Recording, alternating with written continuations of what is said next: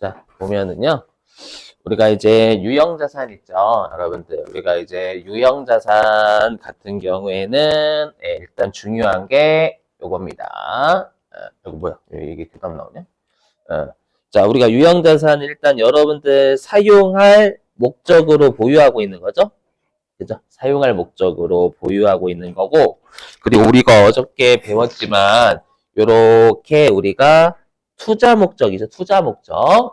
우리가 투자 목적에 토지나 건물을 사잖아요. 투자 목적에 토지나 건물을 취득하면은, 이때는 우리가 개정 과목이 투자 부동산이라는 개정 과목 쓴다라고 했죠. 이거 기억하시 투자 부동산이라는 개정 과목을 쓴다라는 거. 그죠? 자, 그 다음에 뭐 물리적 형태가 있는 거고 1년을 초과해서 사용하는 자산이고요. 그 다음에 여러분 비화폐성 자산인데 이거 듣고 버리세요. 여러분 시험에 가끔 내니까 비화폐성 자산은 뭐냐 이런 것들이에요. 내가 만약에 돈을 예를 들어 가지고 내가 $10,000를 빌려줘. $10,000. 그럼 $10,000를 빌려주면 여러분들 내가 상대방한테 받을 달러가 막 $11,000가 변해요? 그렇게는 안 변하죠. 근데 유형자산을 내가 만약에 $10,000 주고 샀어. 그러면 그 건물이 계속 $10,000예요? 아니죠. 그러니까 요렇게 금액이 고정되어 있는 게 화폐성이 화폐성. 그리고 금액이 왔다 갔다 달러 이렇게 변동하는 거 있죠, 여러분들. 그죠? 그게 비화폐성. 그러니까 돈은 여러분 1,000,000원 빌려주면 받을 거 1,000,000원이잖아요. 맞죠? 근데 건물은 내가 만약 1,000,000원인데 나중에는 시가가 왔다 갔다 할 수 있잖아요. 그렇죠?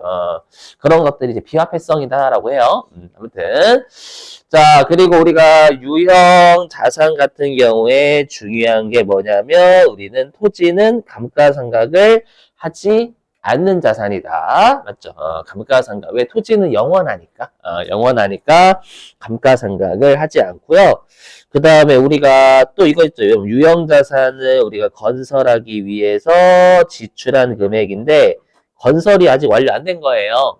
그래서 잠깐 우리가 쓰는 계정을 아마 여러분이 건설 중인 자산이라고 배우셨을 거예요. 동의되시죠? 근데 건설 중인 자산은 감가상각을 할 수 있어요? 없어요? 못해요. 그죠? 왜 못하냐면 아직 사용할 수 없으니까. 사용할 수 없으니까 감가상각을 할 수가 없다. 맞죠? 이거 알고 계시고 건설 중인 자산 잡았다가 나중에 건물 같은 게 완공되면 건설 중인 자산 빼서 건물로 대체하면 되는 거죠. 이런 거 기억하시고 자, 그 다음에 이제 취득원가인데요. 잘 보실게 우리가 원래 취득원가라는 게 정의가 이래요. 우리 기업회계 기준에서는 그 취득원가의 정의가 우리가 경영회사 있죠? 회사가 경영진, 회사가 원하는 장소나 상태에 이르게까지 하는데 발생한 원가, 이게 정의예요. 그럼 우리가 유형자산은 어떠한 목적이냐면 사용할 목적이잖아요. 그러면 회사가 사용할 수 있는 상태로 만들기 위해서 쓴 거는 다 여기에 들어가야 된다라는 거예요. 그렇죠? 자, 그럼 대표적인 게 이거 있죠. 뭐냐면 우리가 공인중개사한테 수수료 내는 거 있잖아요. 근데 그게 자산을 취득하면서 전문가에게 지급하는 수수료. 이건 우리가 당연히 자산이 돼야 되겠죠. 이거를 여러분들 내야지만 회사가 사용할 수 있는 상태가 되는 거잖아요. 그렇죠? 그거 기억하시고.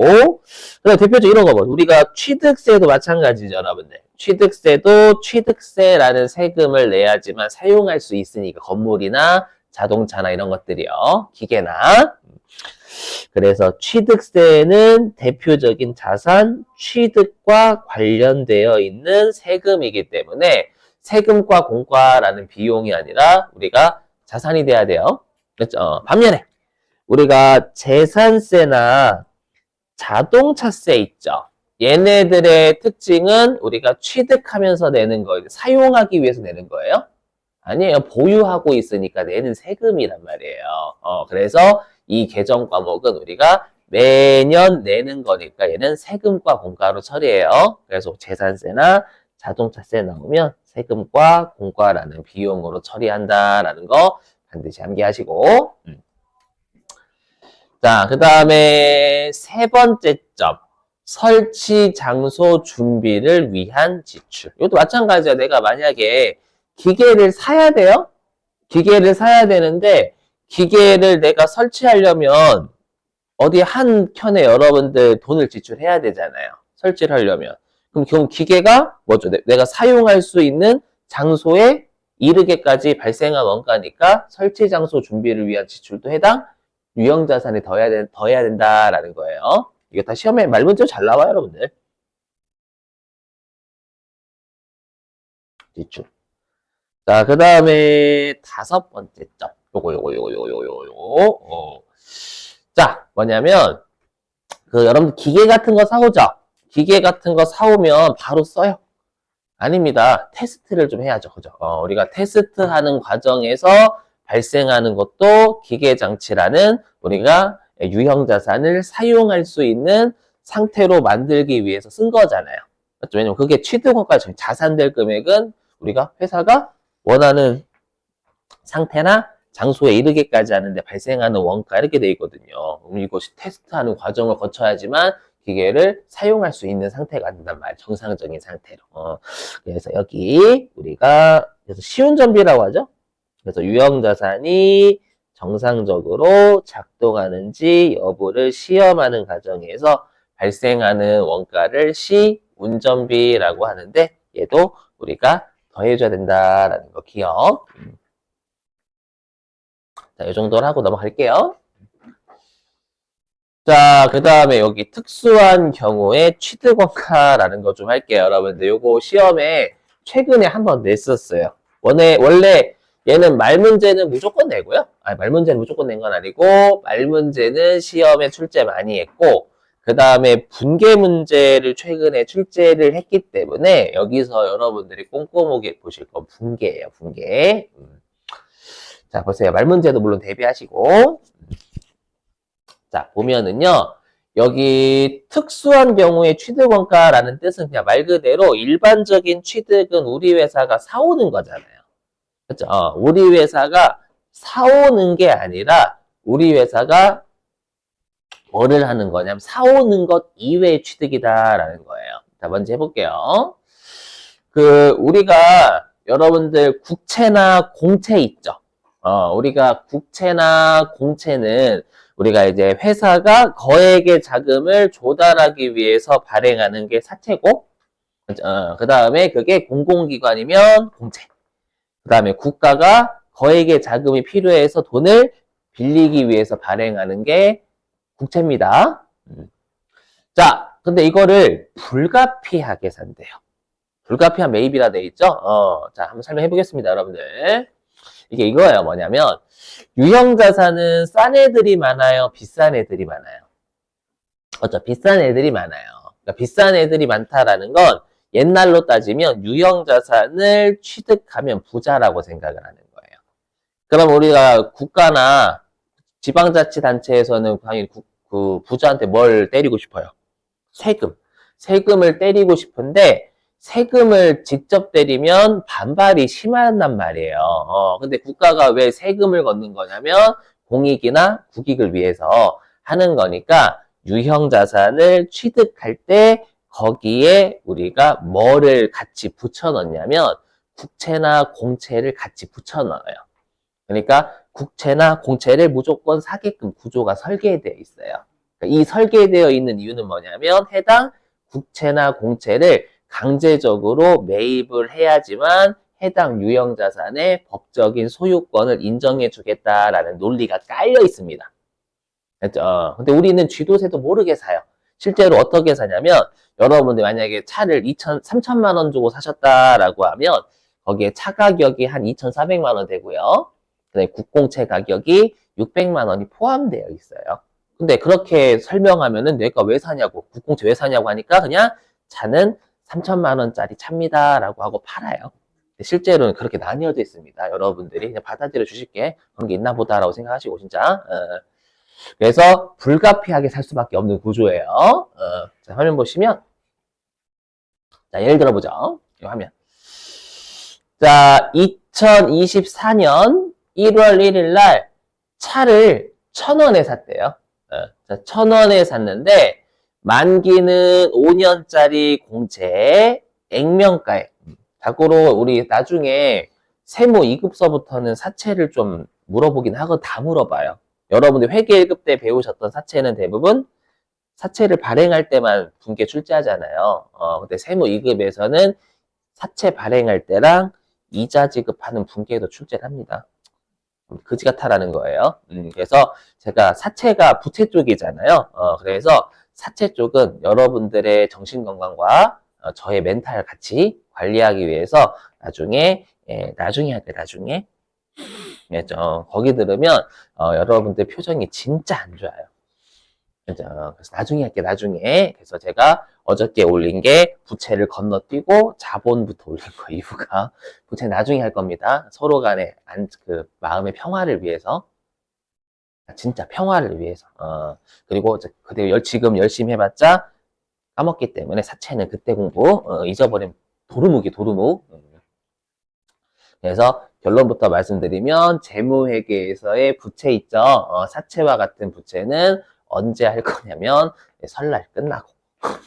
그렇죠? 그때 되면 다 초기화가 되기 때문에 의미가 없어. 그렇죠? 그때 할 거니까 미리 말씀드리고.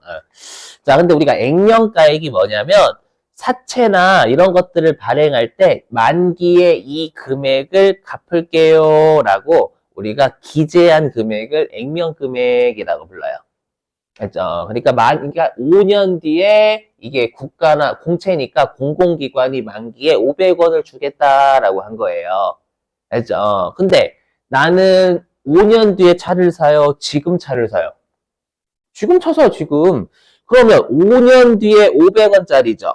뭐 5년 뒤에 500원짜리지만 지금 차를 살 때 같이 산다면 이때 산다. 24년 1월 1일 산단 말이에요. 그래서 나중에 배우시겠지만 미래의 금액을 5년 뒤의 금액이 500원이잖아요. 미래의 금액을 지금 금액으로 우리가 땡긴 걸 뭐라고 하냐면 현재 가치다라고 해요. 현재 가치. 예를 들어볼게요. 이런 거. 여러분 지금 1억 받을래? 아니면 3년 뒤에 1억 받을래? 라고 하면 여러분들 뭐를 선택? 지금. 왜? 지금 1억은 현재 가치 1억이에요, 그냥. 3년 뒤에 1억은. 지금의 가치로 따지면 1억보다 낮을 거 아니에요. 그러니까 지금 사시겠다라고 하지. 그러니까 당연히 우리가 미래의 금액은 지금의 가치로 따지면 낮을 수밖에 없어요. 그래서 그냥 받아들일게요. 여러분 현재 가치 어떻게 하는지는 나중에 사채할 때 설명할 거예요. 나중에 어차피 재경관리사 넘어가신 분도 계시니까. 자, 그래서 이 5년 뒤에 500원을요. 지금의 가치로 땡겼더니 300원짜리밖에 안 하는 거예요. 했죠? 그게 현재 가치입니다. 그럼 우리가 공채나 국채는 여러분들 채권 시장에서 살 수 있을까요? 없을까요? 있어요. 거기서 거래할 수 있어.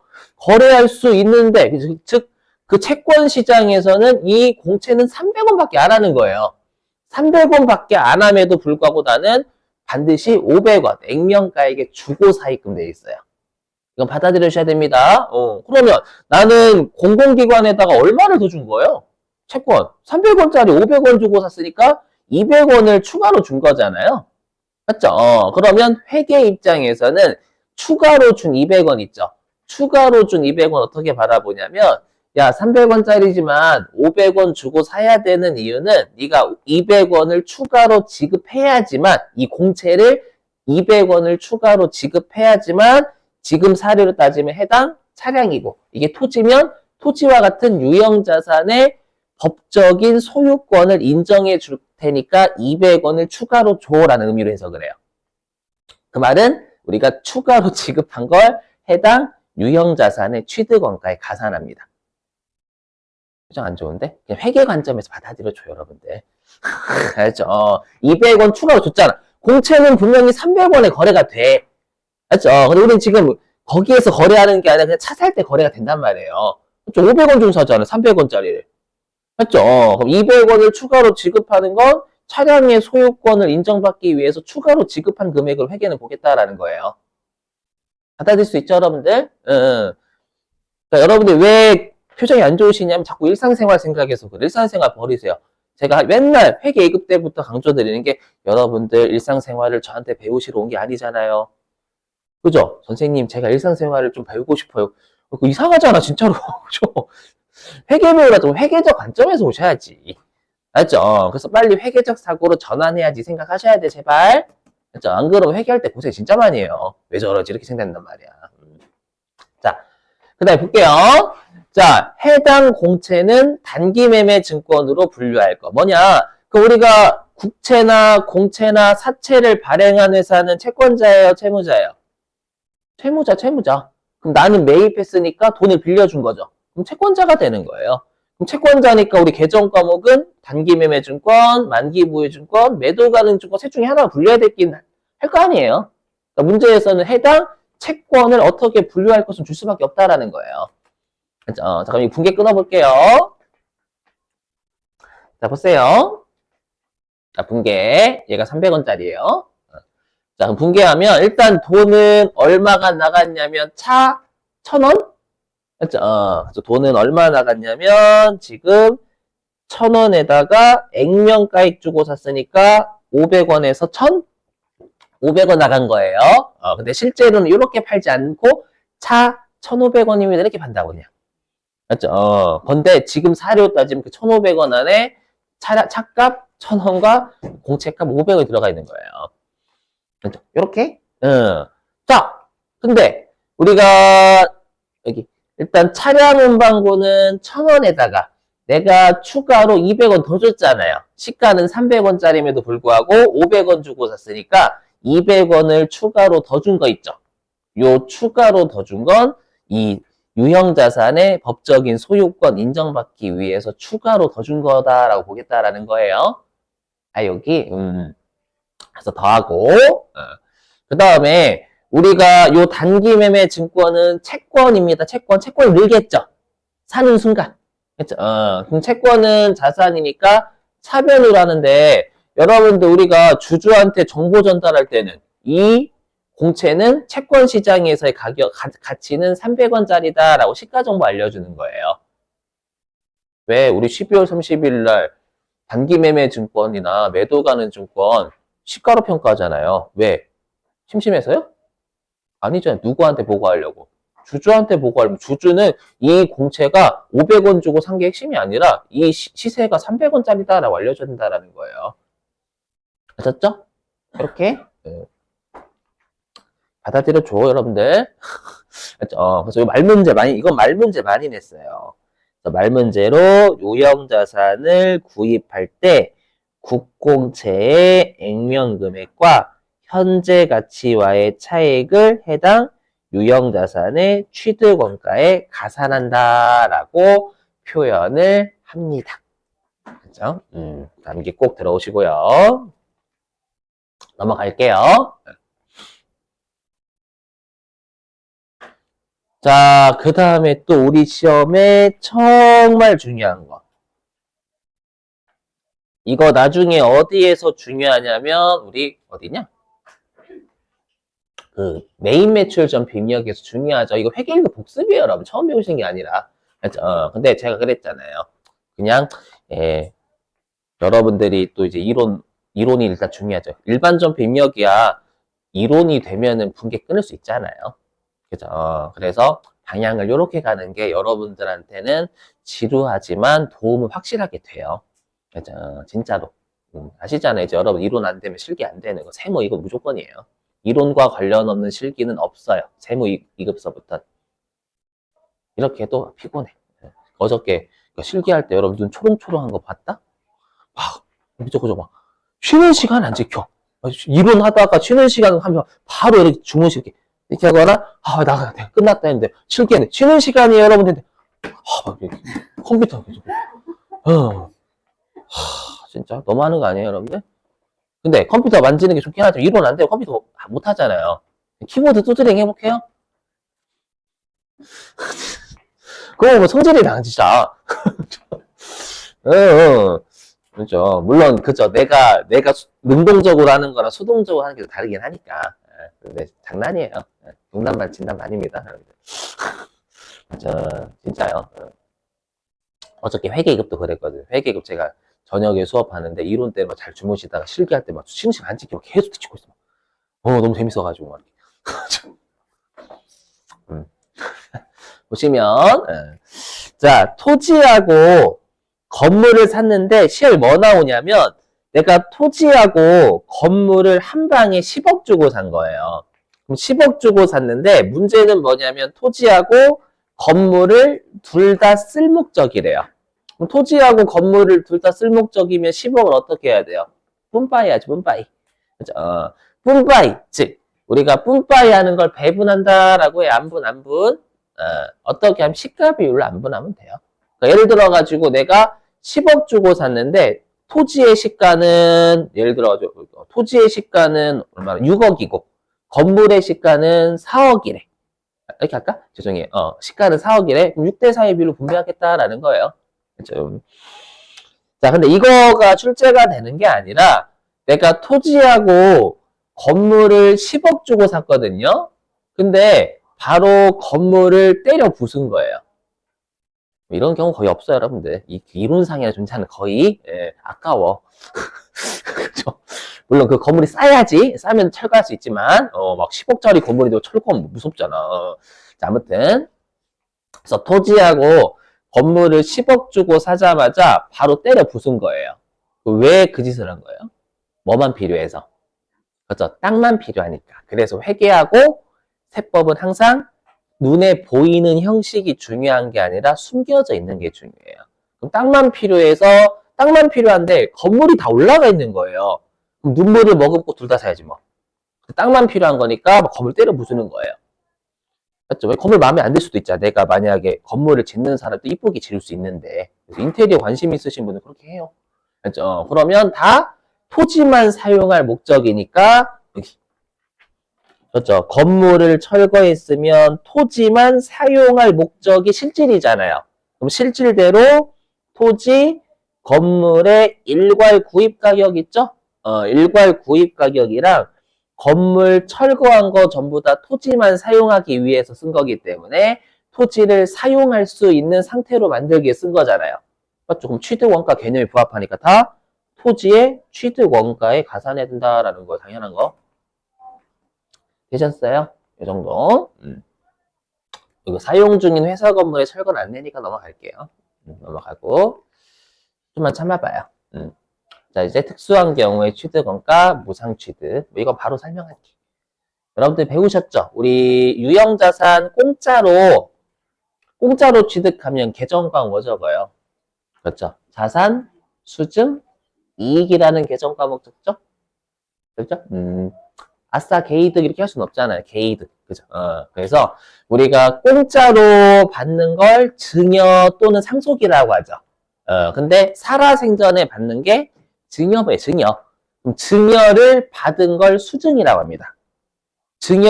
그죠? 증여를 받은 거잖아, 이거. 그래서 계정 과목이 자산, 수증이익이라는 우리가 뭐로 잡냐면 수익으로 처리하는 거예요. 그리고 차변에 뭐 기계장치면 기계장치, 뭐 토지면 토지 이렇게 하시면 되겠죠? 넘어가 될까요? 자, 그 다음에 6번. 자, 특수한 경우에 취득원가 중에서 얘가 시험에 가장 붕괴가 좀 많이 나왔어요. 많이 나온 거? 상대적으로 얘가 시험에 좀 더 많이 나왔어요. 특수한 경우에 취득원가 붕괴예요. 자, 한번 해볼게요. 붕괴. 어차피 내일 할 실게 있으니까. 자, 뭐냐면 보세요. 내가 건물을 사는데 원래 당초에 6억만 필요한 줄 알고 6억만 가지고 있었어요. 근데 자꾸 원가가 오르다 보니까 건물 짓고 있는데 4억이 더 필요해. 더 필요해가지고 은행에서 대출한 거예요. 그럼 은행에서 대출하면 이자 나가죠. 그럼 그 이자는 이자 비용이에요. 원래 비용입니다. 근데 지금 왜 돈을 빌렸어요? 건물이라는 유형자산을 취득하기 위해서 빌렸잖아요. 맞죠? 그럼 유형자산 취득하기 위해서 빌렸으니까 그거에 대해서 발생하는 이자 비용은 취득 부대 비용으로 볼 수 있다라는 겁니다. 맞죠? 그래서 여기 우리가 유형자산을 취득하기 위해서 또는 건설하기 위해서 차입한 거 있죠? 얘 같은 경우에는 발생한 이자 비용 어떻게 출제하냐면 자본화라는 용어를 꼭 내요. 자본화. 우리가 자본화라는 게 여러분들 우리 자본적 지출 있잖아요. 우리 자본적 지출 뭐로 처리하는 거예요? 자산으로 처리하는 거죠. 그거 자본화라고 생각하시면 돼요. 그러니까 해당 이자 비용은 자산 취득과 관련된 이자 비용이니까 취득 부대 비용으로 볼 수 있다라는 걸 시험에서는 이자 비용을 뭐 자본화한다, 뭐 차입원가 자본한다 이렇게 출제합니다. 근데 지금 사례에서는 건물을 짓고 있는 도중이니까 완성이 안 됐죠. 안 됐으니까 일반적으로 차변에 건설 중인 자산 이렇게 처리하고요. 그 다음에 대변에 뭐 현금 같은 거 나가면 현금 이렇게 하시면 되는 거죠.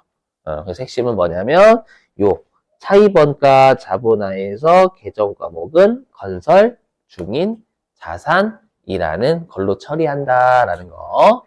요게 핵심입니다.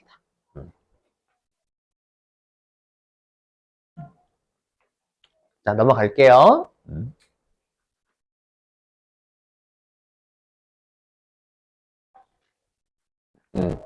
자, 그 다음에 요거는 잘 내는 편은 아닌데요. 이거 말